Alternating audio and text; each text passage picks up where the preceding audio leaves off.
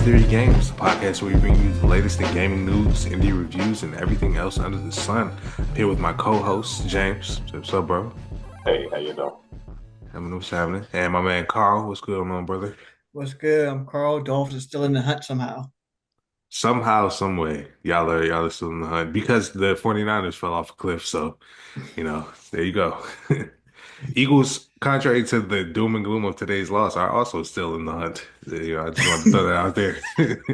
We're good. We're gonna be okay. But we're not here to talk about football, thankfully, because only one of our teams won. We are here to talk video games, and I felt like this was a good time to kind of look ahead. This will honestly probably be our last episode of the year. We'll probably take like the Christmas weekend off, but for this episode, I want to look at like our most anticipated games of 2025 and maybe a little bit beyond because I want to talk about some just anything that we're kind of looking forward to in the future. But 2025 being the focus because we're coming up on that January 1st date. Um, Before we jump into all that, man, did you guys watch the game? Before we have our real discussion, let's just talk about the Game Awards for a second. Did y'all watch the Game Awards? Yes. Okay. It was there was a lot there. Like there was quite a bit of new announcements and stuff, and I just feel like we can't like completely jump over that week without at least discussing like they showed off The Witcher 4. Like, what was you guys' most hype moment from that?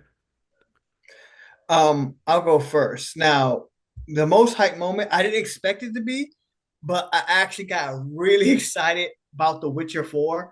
And this is coming from a guy who's played zero Witcher games. Hmm. I've had The Witcher 3. I still have The Witcher 3. The deluxe magical edition with all the stuff. Yep. Never turned the bitch on. Ever. I had two copies. Actually, when I worked at GameStop years ago, I got a free copy and I gave it to my friend John. And he played it and he said, like, yo, play it. And I just never did. And then it came on sale for like $5 something like that on one random Christmas day. So I bought it again. Still haven't downloaded or played it. So I have it. But seeing that Witcher 4 trailers, like, maybe I should go back and play The Witcher 3 to see what it's about. You really should. You really should like that. Especially, see, I knew that James was going to chime in with his, his typical Witcher take. But honestly, even I understand this combat being a little stiff. It can be a little stiff. It's not as bad as some of our friends make it seem at all. Like it's a fun game, but it can be a little stiff. But they've changed it. Is the thing with like the PS5 update. So they actually changed how combat works. You don't have to go into like a menu to use your magic. And if I can give you my one pitch for The Witcher 3, I wrote an article on eclipsetheory.com about this. It's not up anymore. We got to get all of our old stuff back up. But it basically, the headline was The Witcher 3 is Skyrim, where you play as Batman. That's what that game is.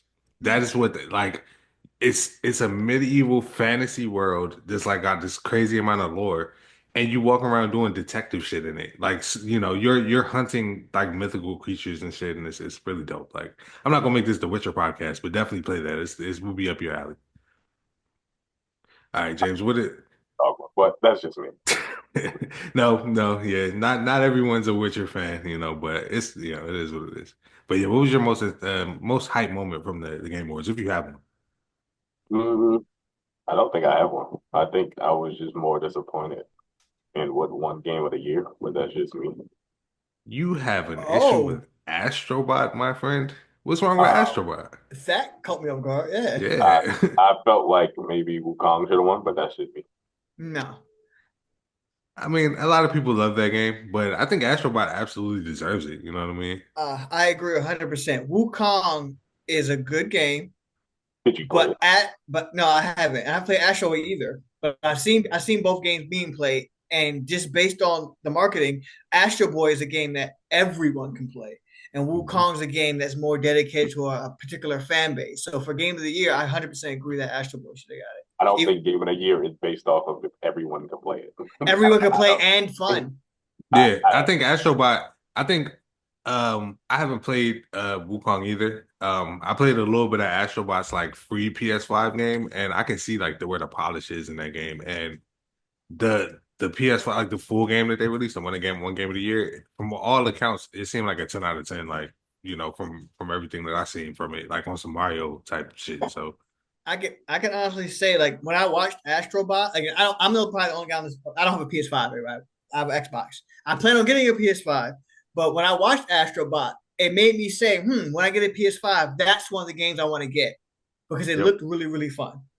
Yep. The free version is like, I think it comes pre-installed, or if not, it's like, it's just there for you, and you can just kind of play through a small version where you wander around inside the PS5 is the concept of the free Astrobot game. So it kind of gives you a feel for how much polish they put into it, and it's like everybody says, it's like it plays like a Mario Galaxy clone. That's what it is. So yeah, I think it's pretty fire. I understand, fucking with Wukong though. Even like I feel like people wouldn't say that if it was going against Elden Ring, then they would be like, "Oh, Elden Ring should have won." It was absolutely going not true. Elden Ring mean, lost to God of War Ragnarok, and a lot of people was like, "Okay, column A, column B. I'm not mad at either one." Yeah, but then again, that doesn't solve the issue of everybody can play it. I mean, I think God of War Ragnarok was a better game, but that's just me again. I have two things to say about this. One is a Elden Ring gripe. First of all, technically Astrobot did go against Elden Ring because for some reason the Elden Ring DLC we're not going to include DLC. It did. It was nominated though for whatever and DLC because reason. it was essentially like that's a whole different combo. Like this now we're getting too hung up on the damn award. Like this award has become too big of a thing. We don't have to make it like, oh, this can't be qualified or it shouldn't be that. This is not even the one true game of the year. Like this is just Jeff Keighley shit. But this is true. But I have a big gripe because if they're gonna nominate DLCs, then there's no reason why Phantom Liberty shouldn't also be nominated. If that's it should have. It should have. Because Phantom Liberty is a fantastic game. Phantom Liberty was 2023 though, right? And it came out this year, I thought, didn't it? 2024. Let me double check that. No, I think. Hold on. Let me double check that. Let me see. I'm almost certain it came out 2024. Okay. Because it was a big update patch. They changed the whole game around, and like, oh yeah, it never came out this year. September 2023. So September 26th, 2023. Yep. So it came out last year, which means you would just look at that game of the year list from last year and let me know what you dropping off. I think that's why it didn't make it last year. Like it wasn't like it was qualified. I think DLC is always qualified if it's good enough, and that joint was good enough. So was okay. But DLC shouldn't be part of the year. This is my 2 cents. Why not? Yeah, I don't believe that it should be that. Carl, let me ask you why not in the context of Phantom Liberty? Do you think that doesn't count? I actually do. Like I say, the game is Cyberpunk, and the expansion is what it is. It adds more to the game, but the original game is the original game. Like I get that it's an extra mission, it's an extra story mode, but it's I don't know. It's hard to explain. Like same with Elden Ring, it's an extra quest. Mm-hmm. It doesn't it's not a new game. It's the same game with an extra mission. My counter argument would be that if you put this in a new box and sold it by itself, it would be a worthwhile purchase. And I think the same thing about Elden Ring's DLC. It actually is just a whole separate world that takes like another 50, 60 hours.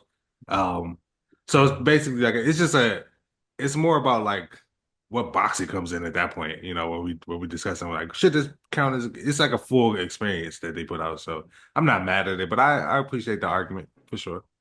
Actually, I have nothing against it, but it just seems weird that the DLC, like when the Muppets were talking about the DLC on the, I love those two guys by the way. Yeah, I was like, you know what, Muppets, you're 100% right. Why is the DLC nominated for Game of the Year?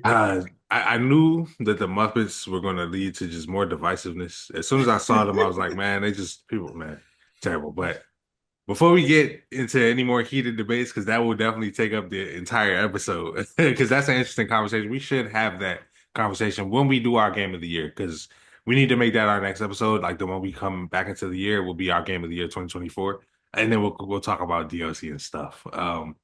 But for now, let's jump into our topic of the actual episode. Most anticipated games that we have coming up for 2025. Before I start, does anybody have a pick already for like their most? Because I have a long list here, but does anybody have a pick for their most anticipated game aside from Grand Theft Auto? Don't do that. Yeah, I have a pick. Yeah. Okay. Mine is definitely Marvel 1943. Nice. Rise of Hydra. I can respect that. I didn't want to No, you can. List, I have a list too, but Okay, I was okay. gonna say one and then Fair, yeah. everybody else talk good, yeah. We'll break down.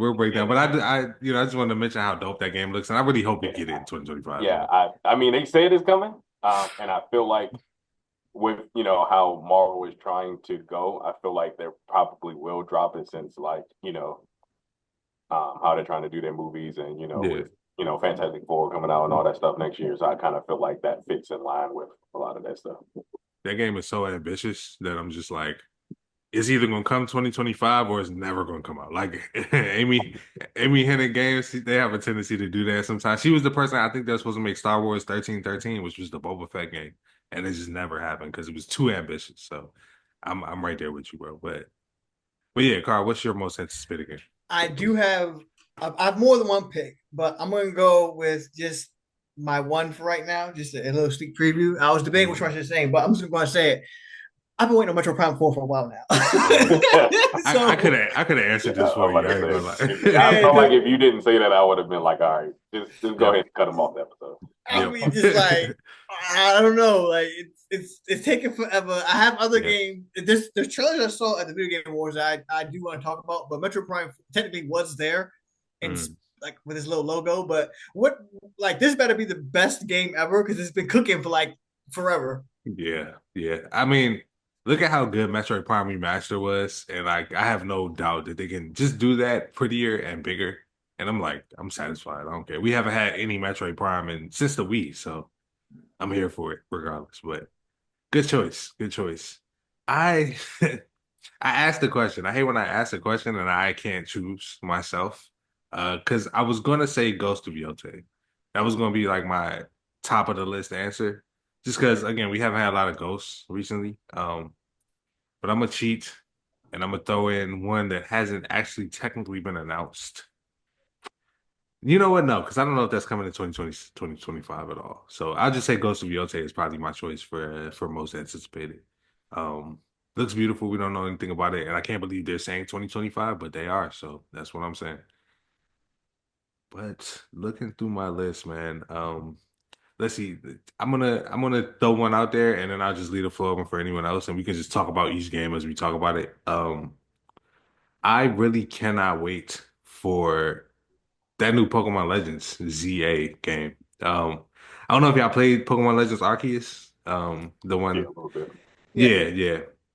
Personally, it was the Pokemon game that came out recently that like got me the most. Like the loop that they had in that game, the unique way you catch Pokemon and all that stuff.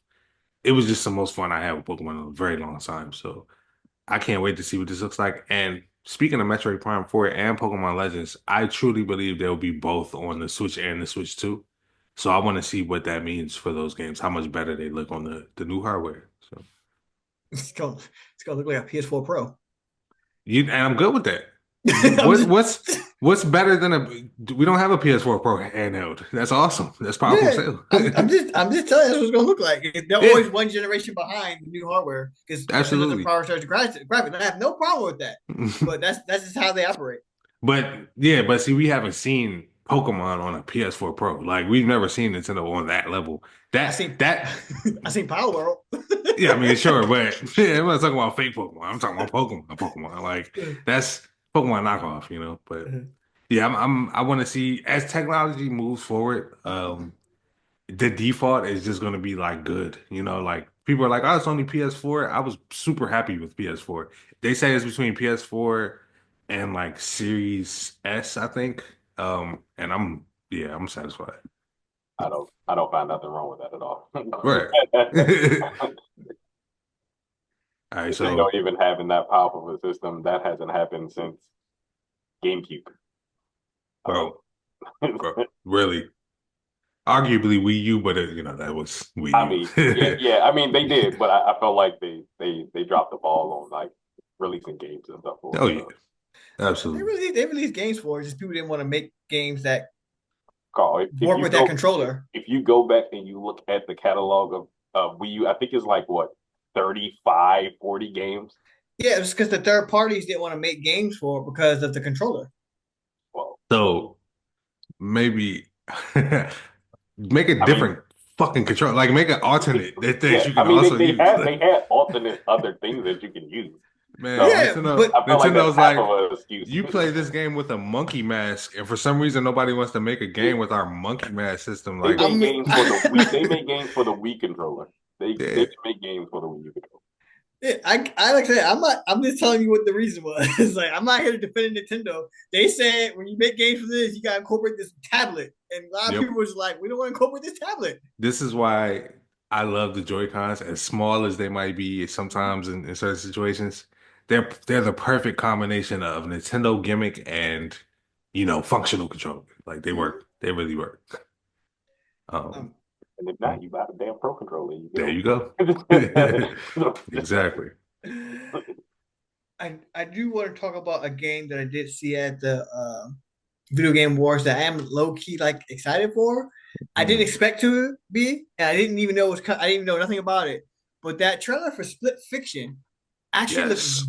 really good, and I have not played a good co-op game in a while, Mm. and that one seems really fun. Have you played his previous games, like Joseph Ferris's old games?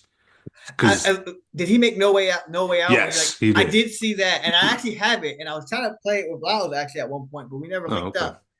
up. Nice. But yeah, like it looked that one. I Yeah. saw. I got it spoiled for me because I watched it because I couldn't get anyone to play with me because I have no real friends, I guess, that wanted to play the game with me. So, but the ending, the whole story ending for that game was amazing. And so now seeing this, I just imagine, oh, this is probably gonna be dope too. Yep. My cousins played it, and so I never ended up playing it. And I'm one of those bad friends that was subtweeted just now who doesn't play games with people all the time. So I don't play a lot of co-op stuff. So I mostly seen these games, but watching how they like No Way Out, he made It Takes Two, which was another platformer that won Game of the Year at the Game Awards, blew everybody away. So they make really, really, really high quality games, and they always have a vision for them. This is the most interesting one they've made. And if anybody out there is not familiar with it, Split Fiction is about two writers who go to this facility where they can like make your writing into a real universe, but they get trapped in each other's like universe. So like they bounce between fantasy levels and science fiction levels, and like everything is co-op, and it looks really cool. I agree. I'm gonna drop a really niche reference of it. It's basically Comic Zone on Genesis. Wow, Comic Zone was amazing. That was a fantastic. But that's what happens. The guy throws him in his comic book and he starts drawing shit trying to kill him. All right, let's not set our expectations that high, guys. It's not gonna be a Comic Zone. All right, that's quality gaming. Comic Zone's hard as shit. I never beat past the second level. Facts. That game was hard as hell. But yeah, no, that's a good pick. I actually had that written down too. But since we're doing a Game Awards one, I'll throw one random weird one out there. Did y'all see Rematch at the Game Awards? It was the soccer game. I don't recall saying that one. Yeah. Yeah. So Rematch is the soccer game like from the NFL Street type. A little bit, yeah. And it's from the people that made Sifu is the thing. So like they're putting like Slow Clap makes like combat heavy games. For some reason, Rematch has like the energy of Sifu. Like it looks like a Sifu soccer game almost. And that gives it kind of that NFL Street vibe or like FIFA Street energy. And it looks fucking fun. Like it's like 5v5. They said the matches are made to be a lot quicker, and it pretty much is a street game almost. And I think it looks pretty dope. Let's see. I'll just keep. Yeah. So I'm interested in Borderlands 4. I played 1, 2, 3 kind of had its issues, but 1 and 2 were like great. So hopefully 4 kind of goes back to that old 1 and 2 type of formula. Yeah, this feels like a moment for them to do that for sure. I have a very, very quick tangent about Borderlands. Nothing to do with the gaming franchise, but I happen to be on a plane going somewhere, and they give you the little in-flight movies. So I watched Borderlands the movies on my plane. I don't know why you did that. And that movie's trash. I just go throw it out there. I don't know why you did that. So Borderlands movie is really, really bad and it's trash. Borderlands movie. They stopped talking about that movie like 4 days after the movie came out. Like they were like, "Nah, we have nothing to do with this anymore. It's out. If you want to go see it, that's fine. We never talk about this again. So I saw it on plane yeah. ride. Yeah, no, I'm interested in Borderlands 4 because the gameplay always appealed to me. And they said they're kind of toning down some of the humor that they had before, which makes me interested in the vibe that the toilet humor. Like it's still gonna be funny, you know what I mean? But Okay. I've heard some people talk about the list of writers that they have working on this one, and it seems like it might be a pretty fire one. So definitely interested. Oh, so one that I expect to hear about, I don't know if it'll drop next year, which I doubt it'll drop next year, but I just want to throw out there, Persona 6 is coming up soon. Like we're gonna hear something about that. I wasn't expecting it, but it wouldn't have shocked me entirely if we got it at the Game Awards. Um, just considering like Joker was revealed for Smash at the Game Awards and stuff like that. But yeah, I anticipate that very soon, and I can't wait to see what's like how they step it up, especially after Metaphor ReFantasio. Like that game is taking over. It's winning Game of the Year some places like that. They are on a tear right now. Yeah, Atlas is doing real good stuff. I'm also excited about Persona 6, but Atlas is really bad at like promoting like prior to like a few weeks of release. So I don't expect to hear anything about Persona. I didn't expect to see it because that's how Atlas is. When one of their games is out, they're like all in on that game and hyping Yeah, that one up. it makes sense. I expect to see a green like splash effect and like the logo and maybe some silhouettes of characters, and then nothing for like a year, and then a full fucking trailer like a week before it drops. Like that's pretty much how I expect it to be. You know who also does that? Square The- fucking Enix, and Yep. how they teased Kingdom Hearts 4, and they gave us this little cool little thing, and then they just went radio silent. Man, I'm still not. I believe that it exists because Square Enix doing some wild ass fulfill your dream shit, but they're gonna have to show me another trailer soon. Well, they did release the new. They did actually release their trailer actually when they showed Sora in the Star Wars world. Wait, oh yeah, like the realistic Yeah, trailer where he yeah, was like fighting Nightmare and whatnot. yeah. So Yeah, it's so just they been a did. So while. they are kind of like hinting at things. So I guess we are getting a Star Wars world finally. It Uh, looks that way. I'm Hopefully hoping they that do a was. Marvel world that would just make sense to me. Okay. Yep, yep. Can I say something about Kingdom Hearts? Kingdom Hearts is the one franchise, right, that I love. I played every Kingdom Hearts game, even the one on my handhelds. Hmm. Watched all the movies they released, and still don't know what the fuck was going on with the goddamn story. I've never been so lost in a story in my Man, life after observing all the media and playing yeah. every game, and then rewatching the stories and still lost. I don't even know how Persona. I don't even know how Kingdom Hearts 4 is even existing after the Kingdom Hearts 3. To tell you the truth. See, I didn't There's finish Kingdom always Hearts an 3. anthem somewhere. That's the only thing that I That's started to realize. yeah, because there's always a dollar to be made off this Yeah. IP somewhere. Like, It just blows my mind. It's like the Organization 13, both the original and the fake ones, has all been defeated. You beat the Big Z. Like, what's going? Like, how is this happening? honestly, man, it's just too brilliant of a concept to give up. Like, and they have gone way too deep into like the weeds with it for sure. But I think like you just can't once you start doing some shit like that, when you stop, we're never getting anything like Kingdom Hearts again. It's like Fortnite. Like you never get nothing like this again when they stop adding like everyone into this game. There's never gonna be another game with Goku and Travis Scott again. I promise. Like I promise, bro. Like that's a true statement, bro. Like that's just crazy. So that's kind of how I feel about Kingdom Hearts, and it's just like a cash cow. Like it's Square Enix had some rough times recently, actually, and like that's why they sold all their American studios, like gave them the rights to Tomb Raider and Hitman and stuff. And they're like we're leaning on the stuff that like our bread and butter. This the butter. Final Fantasy is the bread, and they're leaning on these two, like those and Dragon Quest. You know. Square Enix wouldn't have not made that badass Marvel game. Um, well, let me rephrase that. The story mode of that game was fucking amazing. Yeah. Yes. But once you started to play the multiplayer part, it was the same shit over and over. After a while, I was like, I can't. I'm bored. I'm fighting the same type of enemies. Like it just it's, Bro, two things to say about that. One, we got the game that we wanted that whole time, which was Rivals. That's the game I wanted from Marvel. Man. And two, The other game I wanted was like just a straight up single player. Like nobody was asking for that live stream. I know it's been years. We don't need to dive back into this coffin and like dig them back up just to beat the horse again. But yes, why do we do this? Can we just get an Avengers game, But see, please? that's why I'm so happy for the Marvel 1943 because I feel like Yes. that's what it is. Or I think they also learned from I think one of the best games that came out that was very slept on was the fucking Guardians of the Galaxy game. Hell yeah. That Absolutely. game was fucking amazing. Now, I Yep. do wish that you could play with the other Guardian, but I'll leave it as they kind of was trying to go with the Mass Effect of, you being able to stay as like Shepard or in this case, 100%. Star Lord. But that game is fucking amazing. That It game, like is. the interactions, like the people, like everything about that game is like top tier. Now, Yep. now that you mentioned Mass Effect, that is also it's no. I don't think it's coming out in 2025, but I know one it's can not. dream and hope.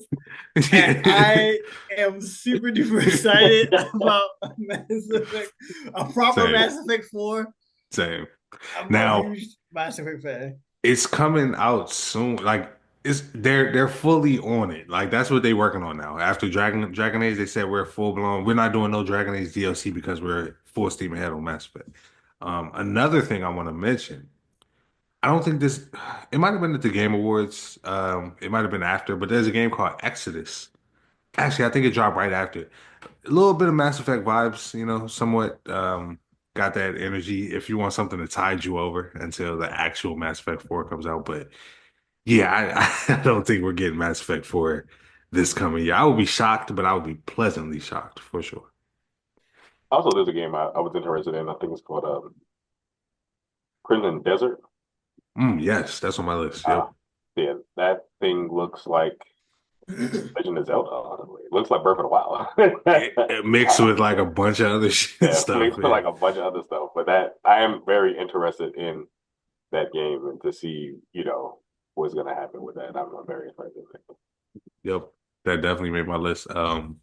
That's one of those games where I don't know a lot about like Black Desert Online. I have the game like, on Steam, but I don't play a lot of MMOs, but I will jump in just to know something about like what they got going on because they're going crazy. That's one of the most beautiful looking games. It's got so much going on. It's crazy. Um, I know we're kind of starting to run toward our time limit a little bit. And I know we probably got some more stuff to talk about. I want to throw out Judas, the game from the guy who originally made BioShock, which kind of has BioShock vibes. If you haven't heard of it, definitely check out the trailer, because it looks pretty amazing, and that should be dropping next year.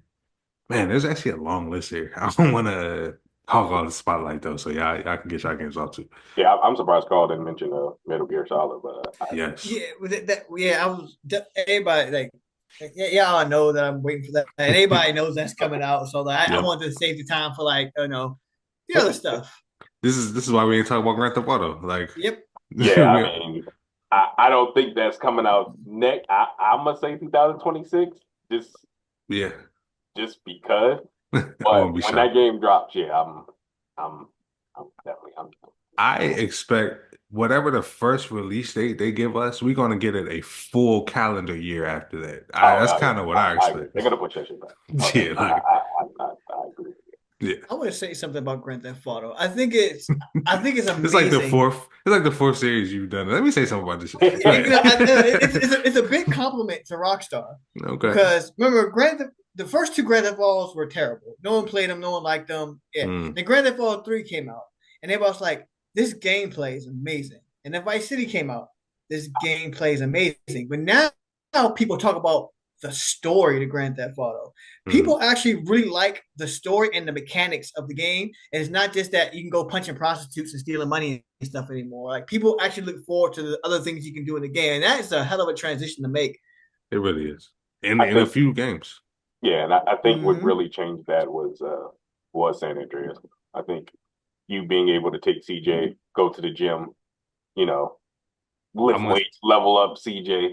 I'm gonna only argue that Vice City story was gas, and I think it started Vice City, but yeah. So I'm not saying about the story, but I'm just talking about like how you could change like because like Tony was Tony in that game. You couldn't really do anything to him, but CJ Like you can make your CJ different than everybody's CJ. That's facts. That's facts. So I think that's what started to now, like when you go to the later ones, like, like you could change your Frank and everything like that and make them all different, and how you interact with people like matters to the game. Like that's what I'm saying. Like it's like Vice City, the story was way better than 3 because I mean the guy in 3 didn't even talk. Yeah. Yeah. When you went to Vice City, then he started to talk and you started to interact.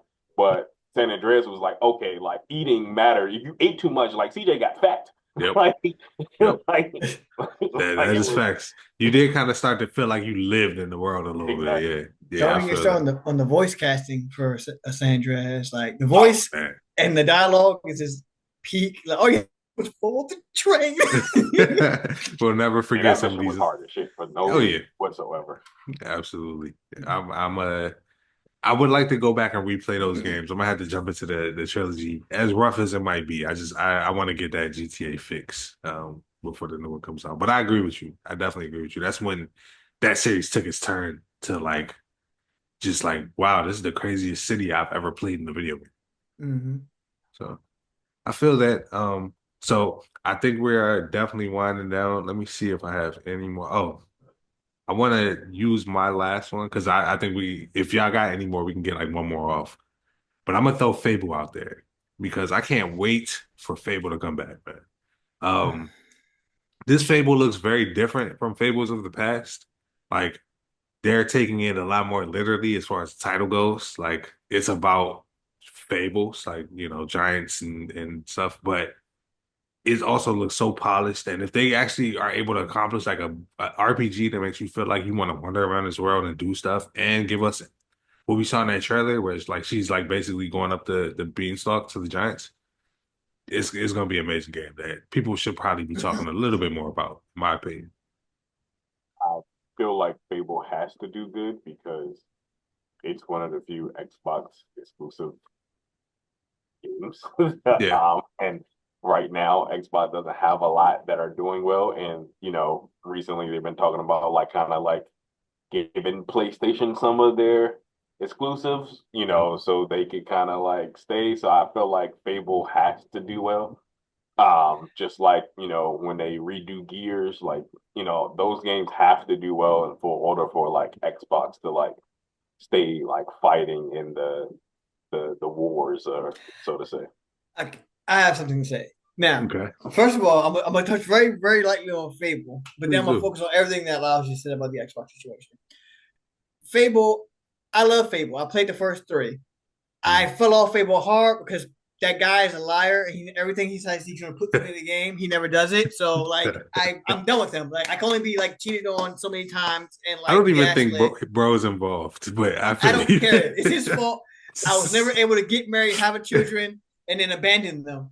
It's like, nope, I was never able to do any of that. So fuck him, fuck Fable.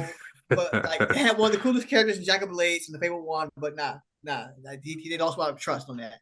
But now to talk about the quick Xbox situation, I know we're on time.